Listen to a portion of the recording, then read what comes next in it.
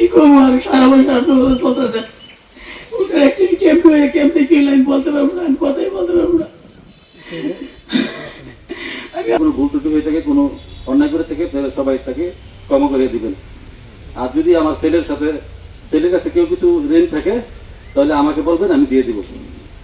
ঘুরতে গিয়ে বাড়ি ফেরা হলো না, 300 ফিটে কেড়ে নিল বাঞ্ছারামপুরের দুই বন্ধুর প্রাণ। বিস্তারিত দেখুন ডেইলি নিউজ 71 পেজের নিজস্ব প্রতিনিধির পাঠানো তথ্য ও ভিডিও চিত্রে। ঢাকার পূর্বাঞ্চলের বহুল আলোচিত 300 ফিট সড়ক আবারও কেড়ে নিল দুই তরতাজা প্রাণ। রবিবার 26শে এপ্রিল দুপুরে জলশিরি চত্বরে এক মর্মান্তিক সড়ক দুর্ঘটনায় প্রাণ হারিয়েছেন দুই ঘনিষ্ঠ বন্ধু, ব্রাহ্মণবাড়িয়ার বাঞ্ছারামপুর উপজেলার মোহাম্মদ সাব্বির হোসেন 21 ও মোহাম্মদ রিফাত 22। ঘুরতে বের হয়ে আর বাড়ি ফেরা হলো না তাদের। প্রত্যক্ষদর্শীদের ভাষ্য, দ্রুত গতির একটি প্রাইভেট কার হঠাৎ করে তাদের বহনকারী মোটর সাইকেলটিকে সজোরে ধাক্কা দেয়। ছিটকে পড়ে গুরুতর আহত হন দুই তরুণ। এই সময় তাদেরকে দ্রুত উদ্ধার করে কুড়িল এলাকার একটি হাসপাতালে নিয়ে গেলে অবস্থার অবনতি হলে তাদের ঢাকা মেডিকেল কলেজ হাসপাতালে জরুরি বিভাগে নেওয়া হয়। সেখানে কর্তব্যরত চিকিৎসক জানান দুইজন আর নেই। দুই বন্ধুর এমন করুণ বিদায়ে স্তব্ধ হয়ে গেছে পুরো এলাকা। তারা শুধু বন্ধু ছিলেন না, ছিলেন একে অপরের ছায়া। একসঙ্গে পথ চলা, স্বপ্ন দেখা, আর সেই স্বপ্নের মাঝপথে একসঙ্গেই বিদায়।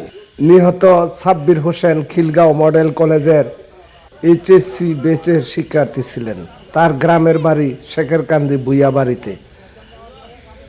বাবা মোহাম্মদ আমির হোসেন ভুইয়া আদরের সন্তান সাব্বিরের এমন মৃত্যু মেনে নিতে পারছে না কেউ।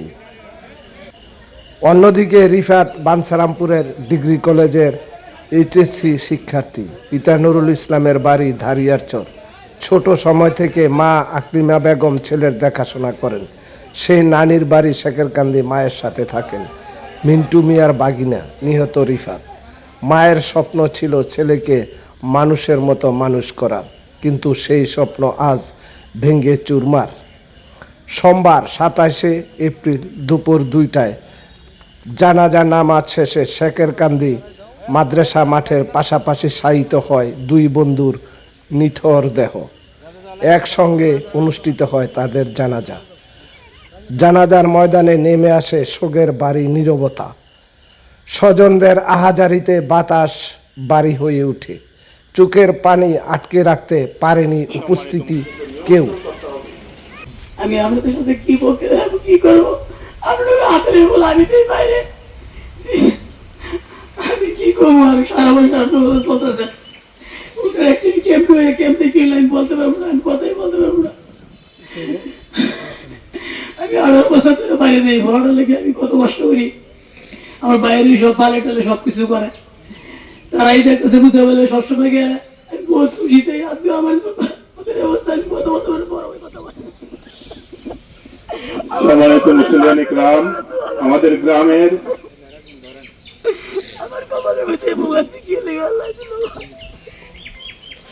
আল্লাহ তুমি মাফ করো, আল্লাহ তুমি মাফ করো। আমার বাড়ি দাঁড়িয়ারচর। আপনাদের এই সমাজে, এই গ্রামে আমার ছেলে বড় হয়েছে। আমাদের ছেলের দুজনই একসাথে মৃত্যুবরণ করছে। যদি তাদের কোনো ভুল ত্রুটি হয়ে থাকে, কোনো অন্যায় করে থাকে, তাহলে সবাই তাকে ক্ষমা করে দিবেন। আর যদি আমার ছেলের কাছে কেউ কিছু ঋণ থাকে তাহলে আমাকে বলবেন, আমি দিয়ে দিব। আমার অত্যন্ত প্রিয় ভাতিজা সাব্বির এবং ভাই রিফাত যে দুর্ঘটনায় মারা গিয়েছে, মনকে সান্ত্বনা দেওয়ার মতো না। আমি যখন হাসপাতালে গিয়ে তাদের লাশ দুটো দেখি, আসলে মনে হয় যে আকাশটা ভেঙে আমার উপর পড়েছে। এখন নিজকে স্থির করতে পারি না। আল্লাহ ভালো জানেন এদের বাবা মা কিভাবে এদেরকে সান্ত্বনা দিচ্ছেন। আমরা সবাই দোয়া করব আল্লাহ রাব্বুল আলামিন যেন এদের পিতামাতাকে সান্ত্বনা গ্রহণ করার মতো তৌফিক দান করে, নেওয়ার মতো তৌফিক দান করে। আমরা সবাই দোয়া করবো আল্লাহ রাব্বুল আলামিন যেন ওদেরকে বেহেশত নসিব করেন। এর চেয়ে বেশি কিছু বলার মতো কিছু নাই।